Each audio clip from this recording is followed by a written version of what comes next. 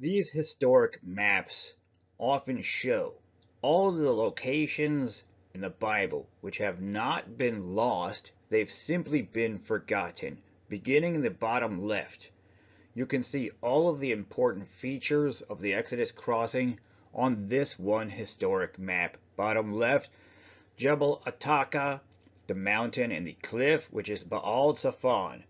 The cliff which leads to the sea, which forced the Hebrews to turn around and to later cross at Suez. So in the bottom left, we have Jebel Ataka, the mountain. If your eyes go right from the word Jebel, you see right before the water a dashed line which is important, and to the right of there, Bay of Adabia. Adabia, which is now Adabia Port, is the place where the Hebrews encamped and turned around in the wilderness of Etham. Back from Bay of Adabia to the dashed line which leads up from Bay of Adabia and Jebel Ataka to a blow-up map which says Suez. That is the place where the Hebrews encamped. It is underneath where is the blow-up map. But in this blow-up map at the top of Suez, top center, you see the words Kol Malkosum, ancient Clisma. That was the settlement which would later be expanded with the city of Suez. In that blow-up map, there is a curve top right, and you see the dashed line continue of the actual travel route in the Exodus. And you see the words caravan route to Cairo through the Wadi at T, leading to the town Suez.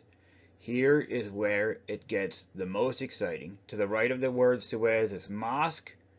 Across water from there is the word pier.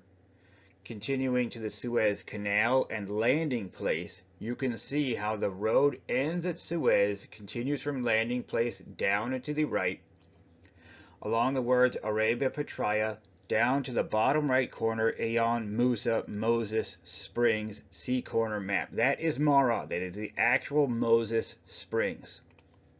Top right is the blow-up map of Moses Springs, Marah, which has had this name for thousands upon thousands of years. Down below the titled Gulf of Suez with the Springs of Moses, we see words which say shallows, dry at low tide. Heights are given in English feet, and you can see to the left of the word shallows what they look like. Now let's go back to top center Suez. Between the words mosque and pier, you see those shallows. That is Pi-HaHiroth, the mouth of the waters of Suez, Shat al-Bar, the Exodus crossing location. Here on this map we can see how physical geography determines the Exodus route. From left center, the word Noph is Memphis. North of there, up is Pithom, that is Pithom, on Heliopolis. These two cities, and in between them is modern Cairo, is the place where the Nile Channel meets the Nile Delta, which has been the capital and central power seat of Egypt for thousands of years across its history. Up from Pithom is Pi-Boseth, which is Bubastis, and to the right and top, Rameses, land of Raamses, Goshen. Left center, Pithom, the capital. And then continuing back to the top at Rameses, then we go to the Tumilat Valley, Sukkot. This is the most logical and well-traveled path along the canals of the Pharaohs to the point top center where you see the blue low depression, which is now the Suez Canal. This has always been the easiest and most traveled path from Pithom and Raamses to Mount Sinai. Continuing from top center where the blue, the Suez Canal is, we come down to the very center. That is Suez, the head of Suez Bay on the Red Sea.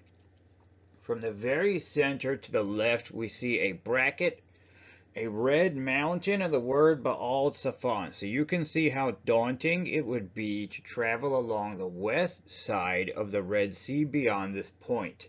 It's a natural pinch point, be very difficult for 600,000 men a retinue of over 1,000,000 persons to easily and quickly travel in this direction, but more importantly, down from Baal-Zephon. Another bracket is an even more daunting and even more steep mountain. So historically at this time, during the Bronze Age, the road, even if travelers were to go beyond Baal-Zephon, would end at that next mountain. That's truly the end of the line. So that physical feature forces the Hebrews back to turn around and cross at Pi-HaHiroth, Suez, the Exodus crossing place. More details we have from the top center down a white dashed line. These walls were the walls of the Pharaoh. That's Migdol. Migdol meaning fortification. So to the right of the modern Suez Canal was a protective wall, and this was another reason for the Hebrews to travel from Sukkot down along the canals of the Pharaohs, modern Suez Canal. And you can see from Sukkot the arrow pointing toward Marah. So at the point where the Hebrews turn around, center to the left, Baal-Zephon, the mountain, they turn and they cross, and they finally reach Marah on the other sides, the bitter and brackish Moses wells, and continue from that direction toward Mount Sinai.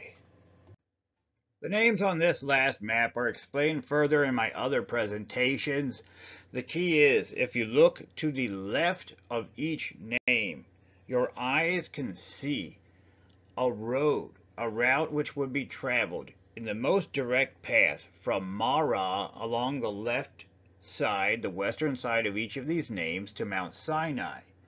This is the ancient travel path from Egypt proper to Mount Sinai. I am Daniel Adam Fink, Torah teacher. Torah is the Bible and related traditions.